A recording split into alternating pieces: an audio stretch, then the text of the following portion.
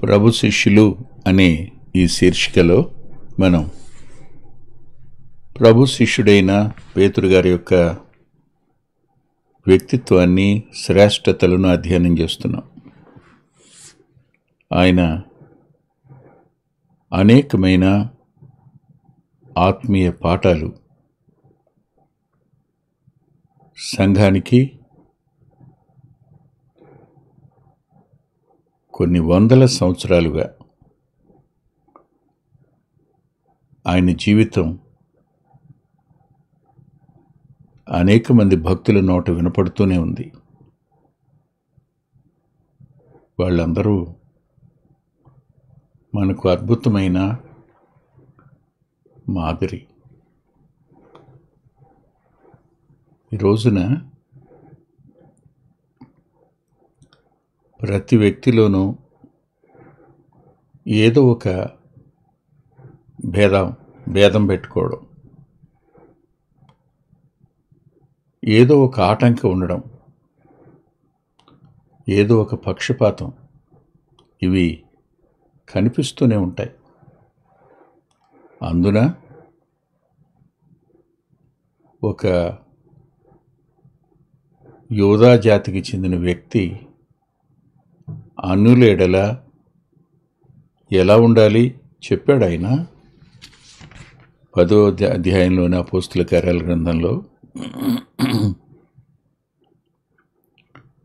అన్యజాతి వారితో సహవాసం చేయుటైనను అట్టి వారిని ముట్టుకొనుటైనను యూదునికి ధర్మం కాదని మీకు తెలియను. అయితే నేను నేర్చుకున్న పాఠం ఏమిటంటే, ఏ మనుషుడును నిషేధింపదగిన వాడని అయినను అపవిత్రుడైనను చెప్పకూడదని దేవుడు నాకు చూపించి ఉన్నాడు. ఏ మనుష్యుడు నిషేధింపదగిన వాడు కాడు, అపవిత్రుడు కాడు. ఈ లోకంలో చాలా చాలా వ్యత్యాసాలు.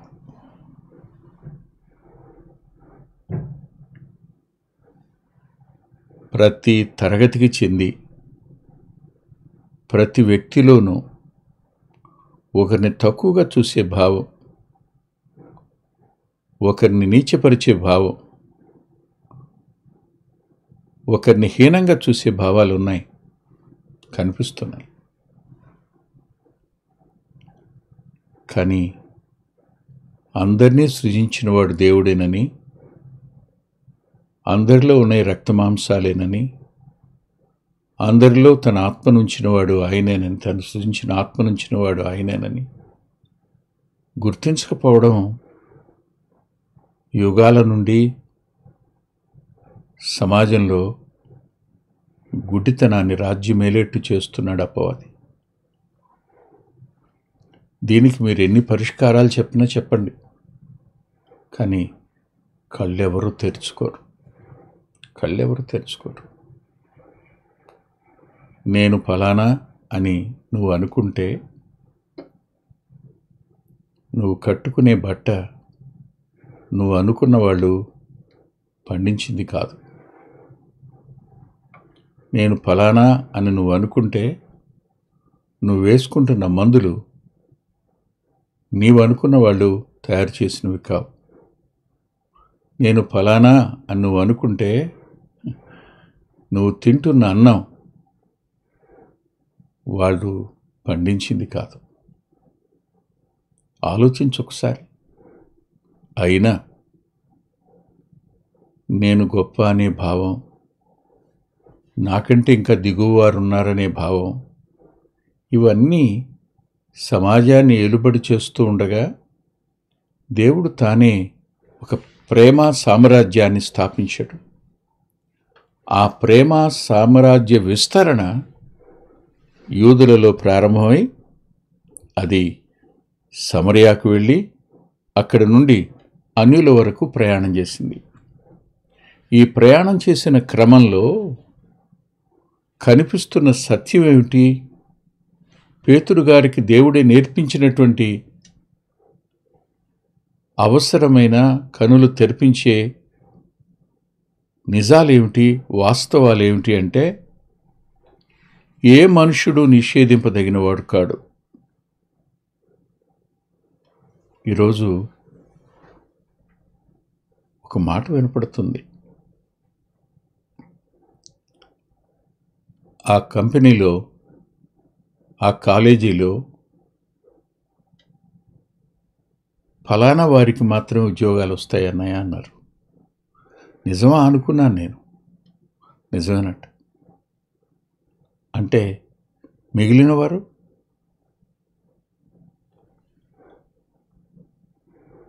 నీ వారిని నువ్వు బలపరుచుకోవడం, ప్రోత్సహించుకోవడం, పైకి తేవడం తప్ప నేను అన్నాం. కానీ అందరినీ సమాన దృష్టితో చూడలేని మానవత్వం అవుతుందా? అందరినీ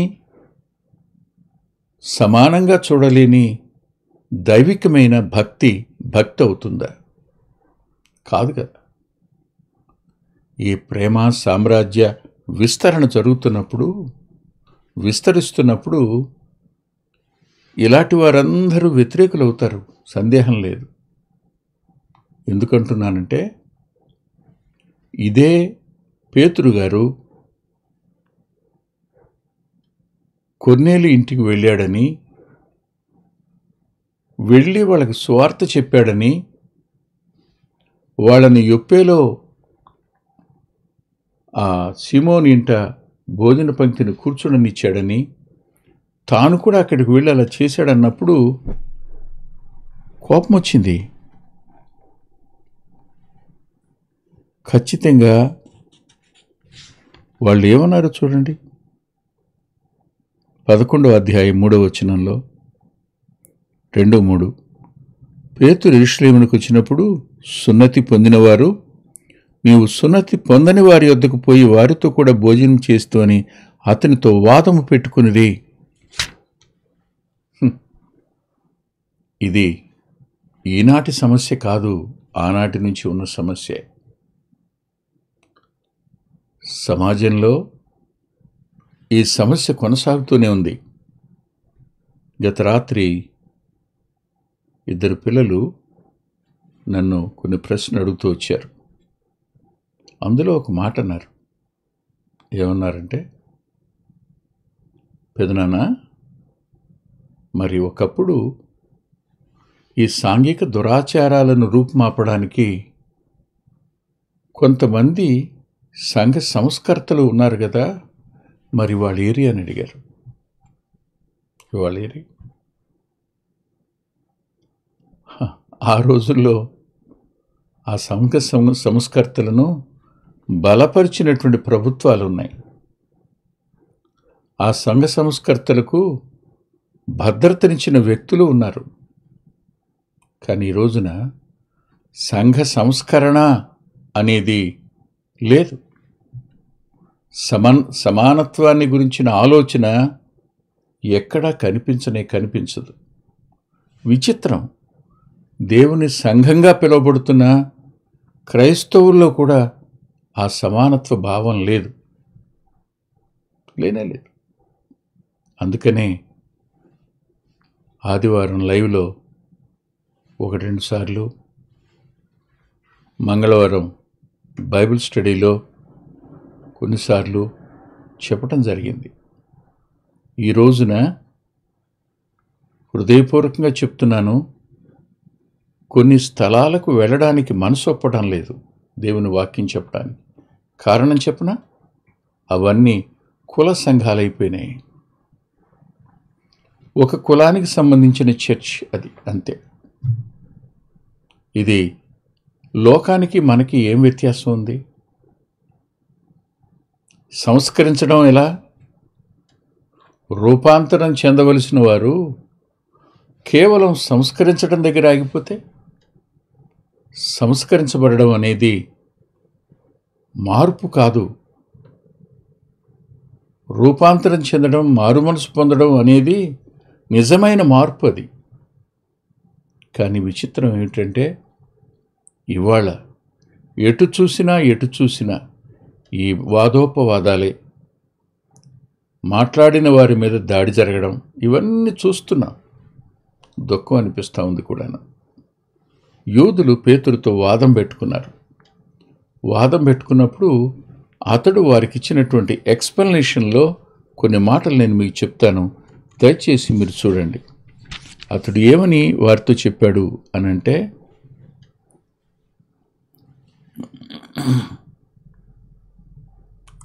11వ అధ్యాయం 12వ వచనం. అప్పుడు ఆత్మ, నీవు భేదమేమియూ చేయక వారితో కూడా వెళ్ళు.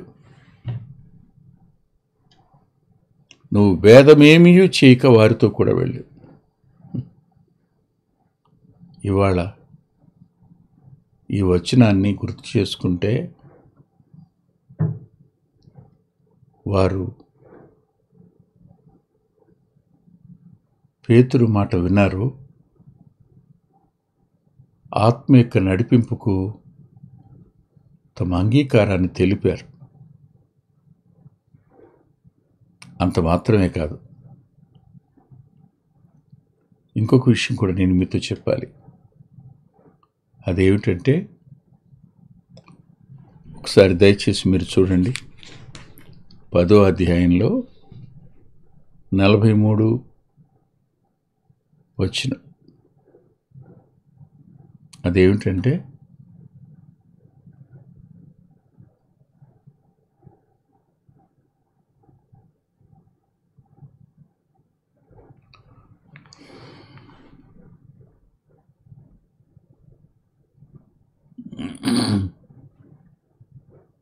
నలభై 43వ వచనంలో,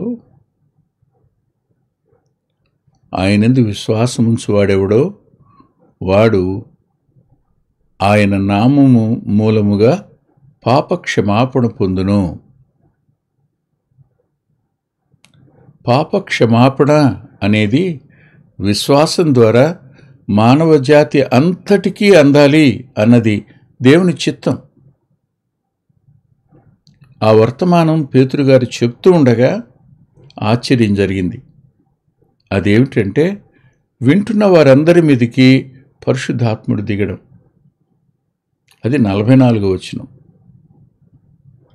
ఈ మాట విన్న తరువాత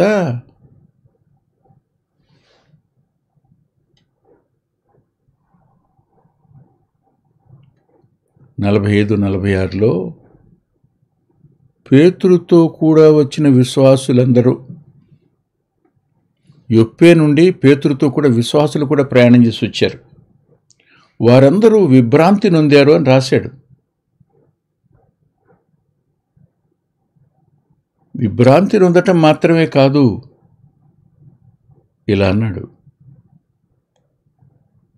ఏమన్నాడంటే,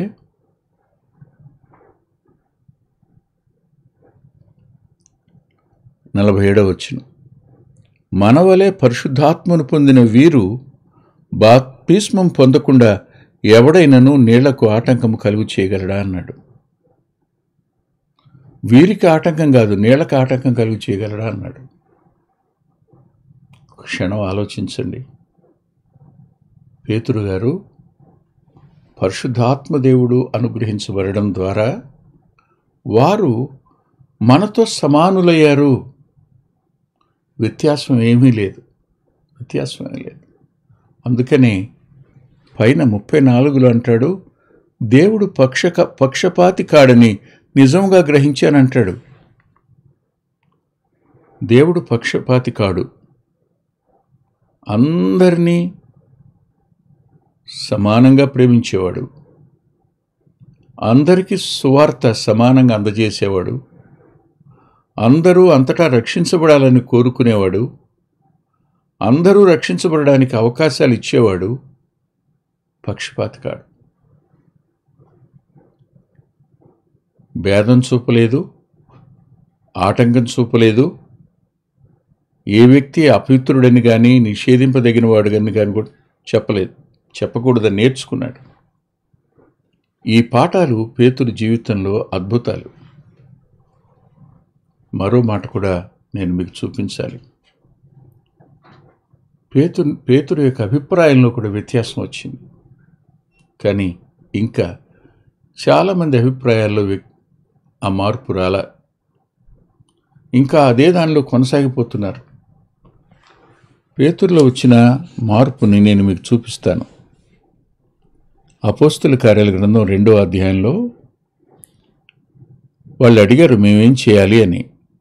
37వ వచనంలో 38లో అంటాడు, మీరు మారుమనసు పొందండి, పాప క్షమాపణ నిమిత్తం ప్రతివాడు యేసుక్రీస్తు నామములో బాప్తిస్మం పొందండి, అప్పుడు మీరు పరిశుద్ధాత్మ అనే వరాన్ని పొందుతారు అన్నారు. ఇప్పటికీ ఇదే క్రమాన్ని బోధిస్తున్న వ్యక్తులు ఉన్నారు.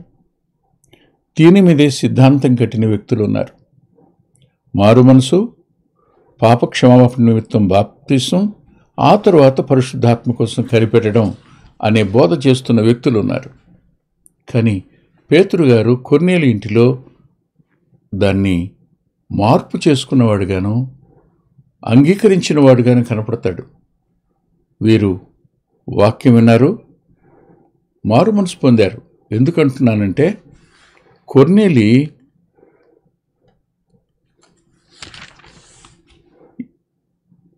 ఏం కొదవైందో ప్రభు తానే కొర్నేలికి తెలియచేశాడు.